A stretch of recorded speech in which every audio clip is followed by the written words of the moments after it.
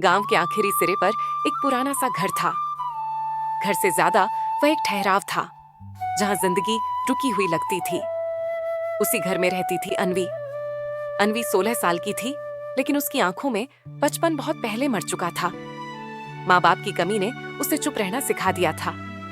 वह कम बोलती थी, कम हंसती थी और ज्यादा सोचती थी। शाम का वक्त था। आसमान हल्का नारंगी हो रहा था। अन्वी रोज की तरह पीपल के पेड़ के नीचे बैठी थी। अन्वी, काश मैं भी उड़ पाती। उसकी आवाज हवा में घुल गई। तभी झाड़ियों से अजीब सी चमक निकली। फड़फड़ फड़फड़। अन्वी चौंक गई। अन्वी। कौन है वहाँ? वह धीरे धीरे आगे बढ़ी। झाड़ियों के बीच एक छोटी चिड़िया पड़ी थी। उसका पंख जमीन से सटा हुआ था, लेकिन सबसे अजीब बात यह थी, उसके शरीर से हल्की सुनहरी रोशनी निकल रही थी। अन्वी, तुम चमक क्यों रही हो? चिड़िया ने आंखें खोली। वे साधारण आंखें नहीं थीं। उनमें जैसे आसमान तैर रहा था। चिड़िया, डर मत, मुझे बचा ले। अन्वी पीछे हट गई। अन्वी। तुम बोल सकती हो? चिड़िया ने पंख हिलाने की कोशिश की, लेकिन दर्द से कांप गई। चिड़िया, मेरे पंख टूटे नहीं हैं, मेरी शक्ति सो रही है। अन्वी का दिल जोर से धड़कने लगा। अन्वी। लोग कहेंगे मैं पागल हूँ, लेकिन तुम्हें यहाँ छोड़ भी नहीं सकती।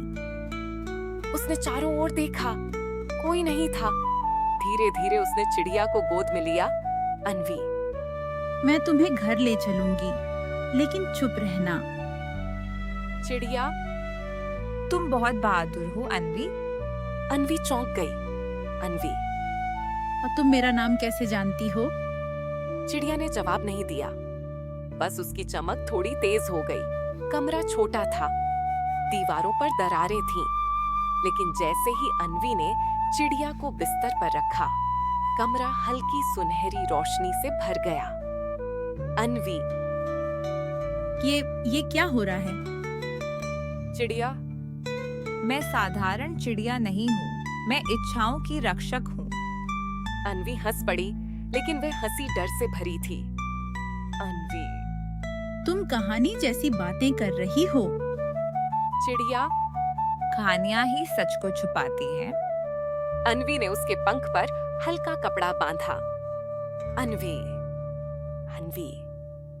तुम्हारा नाम क्या है? चिड़िया कुछ पल चुप रही। चिड़िया। नाम तब मिलते हैं जब भरोसा होता है। अन्वी। तो मैं तुम्हें आशा बुलाऊं? चिड़िया की चमक तेज हो गई। आशा? यह नाम मैंने सदियों से नहीं सुना। अन्वी की आंखों में चमक आ गई। रात गहरी हो गई थी, बाहर हवा चल रही थी। अन्वी। क्या तुम ठीक हो जाओगी? आशा। जब तुम खुद पर भरोसा करोगी तब। अन्वी। मैं? मुझ में क्या है? आशा। तुम्हारे पंख टूटे नहीं हैं, बस तुमने उन्हें खोलना छोड़ दिया है। अन्वी की आंखों से आंसू गिर पड़े। अन्वी। सब कहते हैं मैं कुछ नहीं कर सकती। जो उड़ नहीं पाते वही दूसरों को पागल कहते हैं। कमरे में सन्नाटा छा गया। सुबह सूरज की पहली किरण पड़ी और आशा की चमक और गहरी हो गई। आशा। अन्वी, आज से तुम्हारी परीक्षा शुरू होती है। कैसी परीक्षा? उड़ान की। अन्वी को नहीं पता था, ये घायल जादुई चिड़िया उसकी जिंदगी को 7 भागों में बदल देगी। सुबह की रोशनी कमरे में फैल चुकी थी, लेकिन अन्वी की आंखों में नींद नहीं थी। वह पूरी रात जागती रही थी, कभी आशा को देखती, कभी अपने दिल की धड़कनों को सुनती। अन्वी, धीरे से। तुम सच में जादुई हो ना? क्या मैं सपना देख रही हूँ? आशा ने अपने घायल पंख को हल्का सा हिलाया। उसके शरीर से निकली सुनहरी रोशनी अब पहले से शांत थी। लेकिन उसमें अब भी कुछ अलौकिक था। आशा। अगर ये सपना होता तो तुम अब तक जाग चुकी होती। तो तुम कौन हो? कुछ पल की खामोशी छा गई। आशा ने खिड़की की ओर देखा, जहां से आसमान साफ दिख रहा था। आशा। मैं उन चिड़ियों में से हूँ जो इंसानों की टूटी इच्छाओं की रखवाली करती है। अनवी ने आंखें फैला दी। अनवी। इच्छाओं की रखवाली? हाँ, जब कोई इंसान अपने सपनों को मार देता है तो उसकी इच्छा एक अदृश्य रूप ले लेती है। हम उन्हें बचाते हैं। तो फिर मेरी इच्छाएं भी कहीं उड़ रही होंगी। आशा ने तुरंत उसकी ओर देखा। आशा सख्त स्वर में। नहीं, तुम्हारी इच्छाएं मरी नहीं हैं। अनवी चुप हो गई। तभी बाहर से बुआ की आवाज आई। बुआ।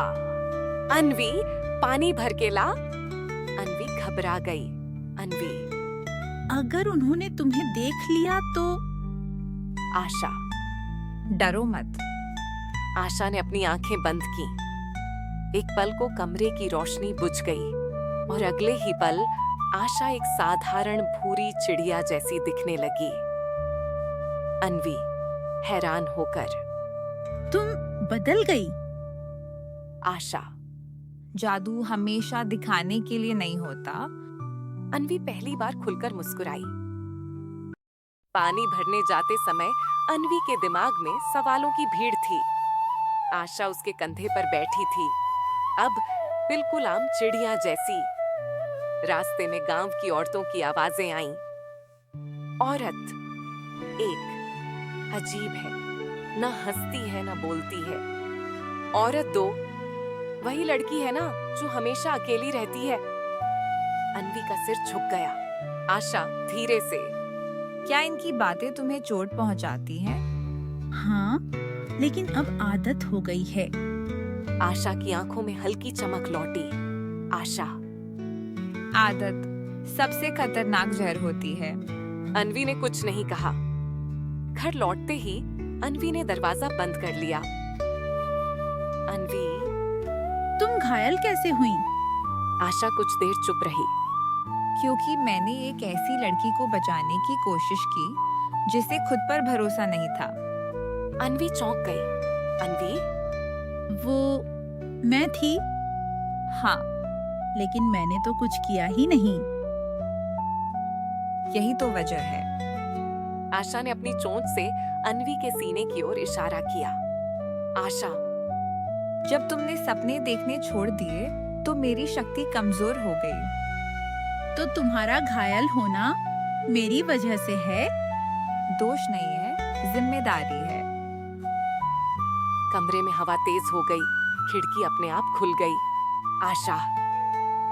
अनवी, अगर तुम चाहो तो मैं यहाँ से चली जा सकती हूँ। अनवी घबरा गई। अनवी। ना, नहीं, तुम चली गई तो क्या तुम फिर से चुप हो जाओगी? अनवी की आंखों में आंसू आ गए। अनवी। मुझे डर लगता है। डर उड़ान का दुश्मन नहीं है, डर से भागना दुश्मन है। कुछ पल की खामोशी। मैं कोशिश करूंगी। आशा की चमक तेज हो गई। कमरा फिर से सुनहरी रोशनी से भर गया। आशा। तो सुनो, पहली परीक्षा शुरू होती है आज से। किस बात की परीक्षा? तुम्हारी आवाज की। अनवी को नहीं पता था कि यह जादुई चिड़िया उसे खुद से लड़ना सिखाने वाली है, और यह लड़ाई सबसे मुश्किल होती है। परीक्षा शुरू हो चुकी थी। लड़की को अपनी आवाज ढूंढनी थी। गांव की नजरें अब भी उसे कमजोर समझती थीं, लेकिन वह अब चुप नहीं रही। उसने ज्यादा नहीं बोला, बस इतना कहा जितना जरूरी था। उस पल जादुई चिड़िया चुपचाप देखती रही। लड़की और चिड़िया के बीच अब भरोसा था। कोई जादू नहीं दिखा, बस हिम्मत बढ़ती गई। चिड़िया ने बस इतना कहा, डर रहेगा पर रास्ता भी मिलेगा। एक शाम चिड़िया ने अपनी सच्चाई बताई। वह जंगल की रक्षक थी और उसी की रक्षा करते हुए घायल हुई। लड़की समझ गई, ये परीक्षा सिर्फ उसकी नहीं, उसकी जिम्मेदारी भी थी। अब लड़की को बिना सहारे चलना था। चिड़िया की उड़ान नजदीक थी। चिड़िया ने कहा, अब तुम तैयार हो। लड़की ने डर को पीछे छोड़ा और खुद पर भरोसा किया। चिड़िया चली गई, लेकिन उसका साहस लड़की में रह गया। लड़की ने आसमान देखा और मुस्कुरा दी।